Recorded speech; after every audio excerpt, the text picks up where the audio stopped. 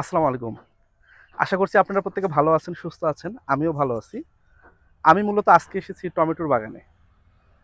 আমি রাজশাহীর গোদাগাড়ী অঞ্চলে আসছি। এখানে মূলত প্রায় ১ বিঘা জমির উপর টমেটো চাষ করছেন এক চাচা। তো ওই চাচা মূলত মাটিতে চাষ করছেন টমেটো। তো আমরা জানি টমেটো শীতকালের সবথেকে জনপ্রিয় সবজি। টমেটো ভর্তা হিসেবে খাওয়া যায়, চাটনি তৈরিতে খাওয়া যায়, বিভিন্ন তরকারিতে দেওয়া যায়। তাছাড়া টমেটো ডাল করে খাওয়া যায়। এবং টমেটোতে পর্যাপ্ত পরিমাণে ভিটামিন সি আছে এবং অন্যান্য খনিজ লবণ অনেক পরিমাণে পাওয়া যায়। আমি আজকে চাচা থেকে শুনবো এই টমেটো চাষের কথা। চাচা কেন এত পাকা টমেটো জমিতে রাখছে, কেন বিক্রি করেনি, এই কথাগুলোও শুনবো। এবং আহ, চাচা কিভাবে টমেটোকে চাষ করছেন, কতদিনে প্রথম ফল হয়েছে, এই জিনিসগুলো আমরা মূলত জানবো। চাচা আসসালামু আলাইকুম। চাচা, সালাম। চাচা ভালো আছেন? আলহামদুলিল্লাহ। তো চাচা আপনার জমি তো নাকি? জি, আমার জন্য। চাচা কতটুকু জমি এখানে? এই আপনার 25 কাঠা মতো, 1 বিঘা 5 কাঠা। ১ বিঘা ৫ কাঠা। জি চাচা এত যে টমেটো, চাচা টমেটোর তো ফলন হয়েছে আলহামদুলিল্লাহ অনেক বেশি, জি জি জি। কিন্তু চাচা তুলতেছেন না কেন চাচা? ওর গাছ দামই নাই, সোনারই খরচ হয়েছে না বাবা। মানে কেউ নিচ্ছে না? জি কেউ নিচ্ছে না দেখে তুলতেছেন না? জি জি টমেটো তো মাশাআল্লাহ চাচা খুবই সুন্দর। জি। যদি একটু আমরা দেখি যে খুবই সুন্দর টমেটো। চাচা এগুলা কেউ তুলে নিয়ে যায় না চাচা? এই যে লোকের চলে যে খাচ্ছে। মানে যার যতটুকু লাগে তুলে নিয়ে যাচ্ছে, মানে জি আপনি জি। এলাকার মানুষকে তেমন কিছু বলতেছেন না আর কি। না, আর কিছু বুঝি। এই চাচার জমি, টমেটোর কোনো দাম নেই। তো এই কারণে মূলত চাচা যে যতটুকু জমি থেকে পারে চাচা তুলে নিয়ে যাচ্ছে। তো চাচা লাগাতে কতটুকু খরচ হয়েছিল, বিক্রি করছেন কত টাকা? লাগাতে তো খরচ হয়েছিল 30,000 টাকা, বিক্রি হয়েছে 30,000 টাকা।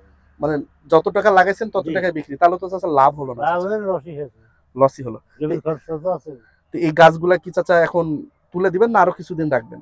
না, তো এভাবে থেকে নষ্ট হয়ে যাবে। নষ্ট হয়ে যাবে? জি। তো কোনো কোনো কর্মী কি বিক্রির কোনো প্রসেস নাই না, চাচা? এখন আর চলবে না। মানে কি কোনোভাবেই হচ্ছে না? না।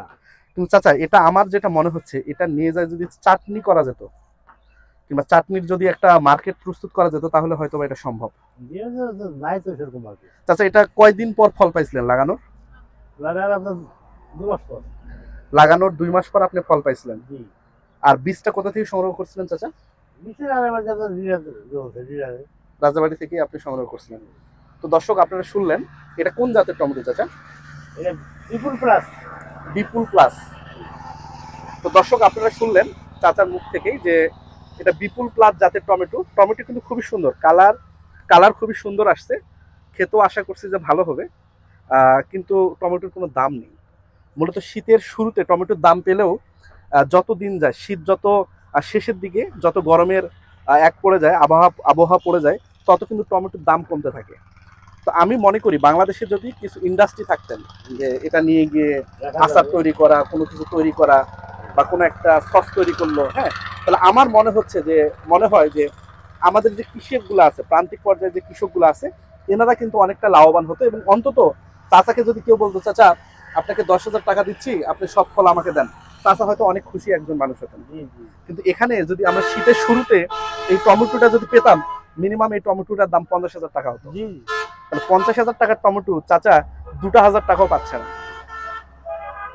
তো আমাদের কৃষিতে লাভ আছে, কিন্তু সেই কৃষিটা হতে হবে অগ্রিম কৃষি।